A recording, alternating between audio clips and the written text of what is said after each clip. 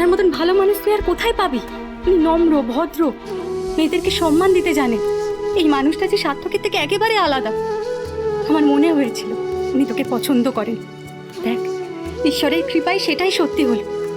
তুই জেনে শুনে সৌভাগ্য নিজের পায়ে ঠেলে দিস না, দোয়াই তোর।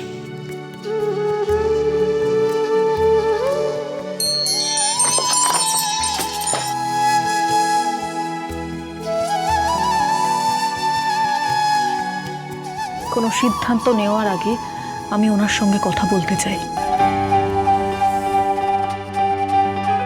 আমি যে ডিভোর্সি এটা জানার পরেও, আমার অতীতের অন্ধকারের কথা জানার পরেও যদি উনি আমাকে বিয়ে করতে চান, তাহলে আমি ওনাকে বিয়ে করব, তা না হলে নয়।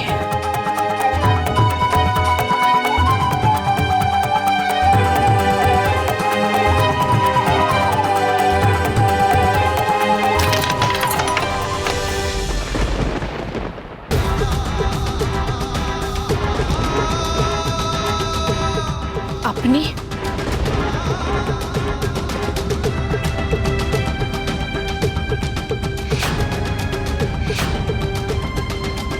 এই রে, সুধার কথা কি সব শুনে ফেললো নাকি? তাহলে যে সারে সর্বনাশ। সুধার অতীতের কথা জেনে যদি বিয়েটাই বানচাল হয়ে যায়, তবে তো আমার সব স্বপ্ন আশা ভেঙে চুরমার হয়ে যাবে। বাবা কিছু বলবে? হ্যাঁ, আমি ওনার সঙ্গে একটু আলাদাভাবে কথা বলতে চাই।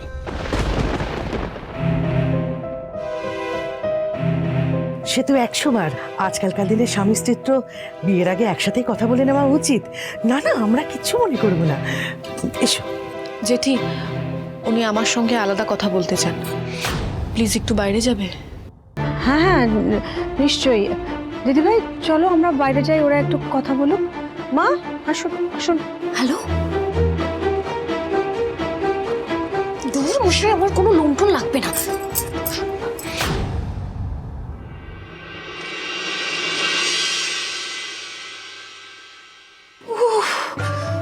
যেখানে বাঘের ভয় সেখানেই শুনতে হয়।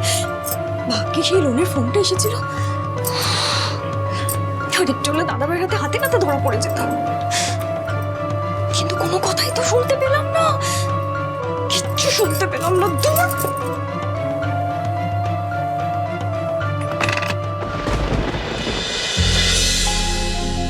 আমি চাই না এই বিয়েটা, এই একটা নতুন সম্পর্কের বোঝা কেউ জোর করে আপনার উপর চাপিয়ে দিক। কিন্তু জানি না কেন আপনাকে দেখে মনে হচ্ছে আপনি কিছু একটা লুকোচ্ছেন।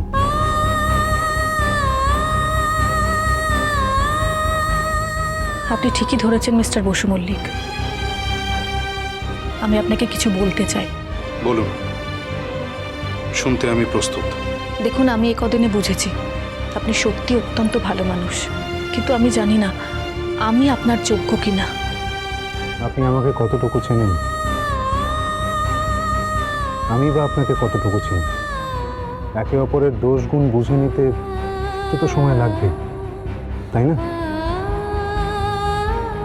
তাছাড়া টাকা পয়সা ধন দৌলতকে তেজ বসু মল্লিক যোগ্যতার নির্ণয় মাপকাঠি হিসেবে মেনে নেয়। না না মিস্টার বসু মল্লিক, আমি আর্থিক সচ্ছলতার কথা বলিও নি।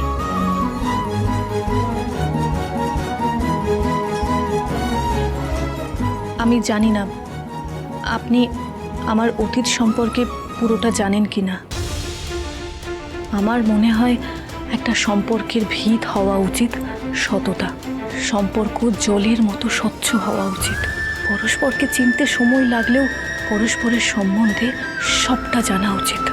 তাই আমার অতীত সম্পর্কে আপনাকে কিছু জানাতে চাই। আমি সবটা জানি।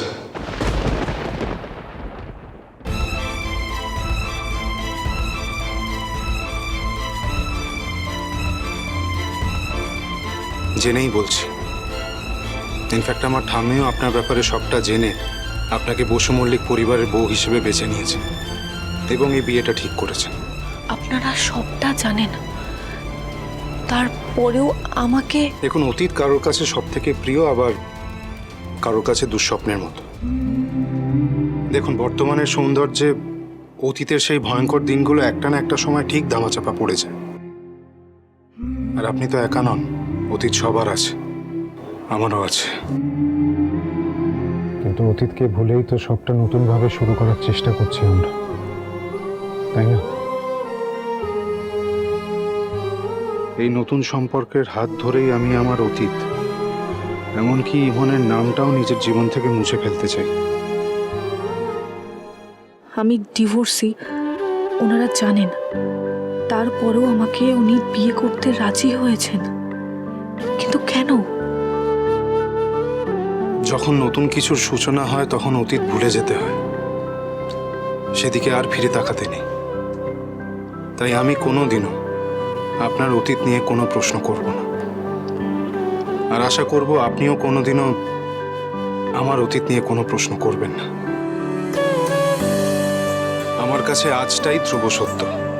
আমি আজকে বাঁচি, আগামীর জন্য, গতকালের জন্য নয়। কিন্তু আমি যে একজন এই যে হয়েছে, টাইমস আপ, সময় শেষ।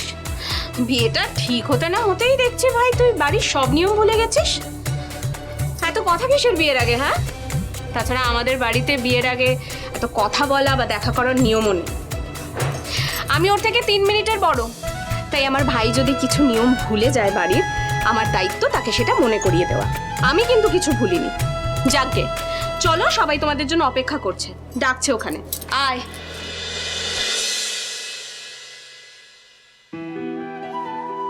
আমি সবটা জানি।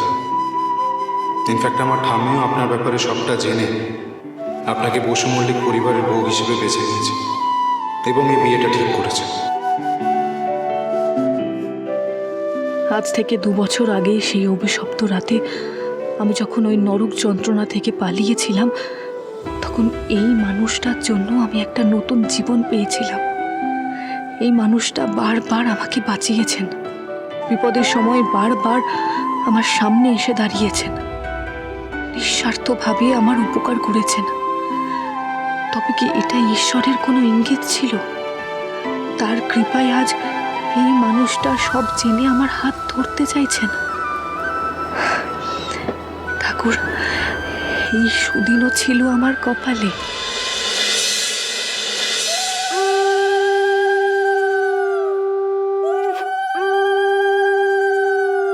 বসু মল্লিক পরিবারের ঐতিহ্য এই 7 নড়ি হার, আর এই হার দিয়েই হবুনাথ বউকে আশীর্বাদ করব আমি।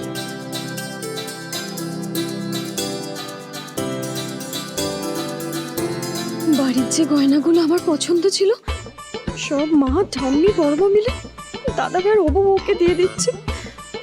আমার কপালে তো কিছুই জুটবে না মনে হচ্ছে।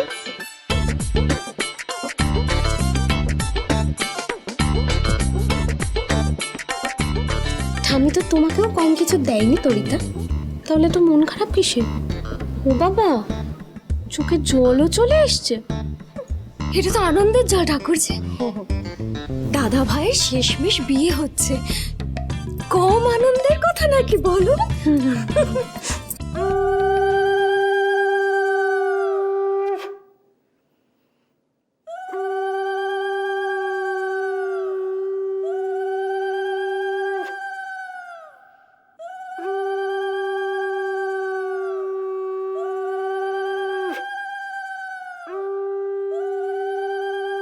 ইচ্ছে তো করছে সুধার সব সত্যি সবাইকে বলে দিই, কিন্তু শুধুমাত্র দোহিলের ভবিষ্যতের কথা ভেবে আমি চুপ করে আছি।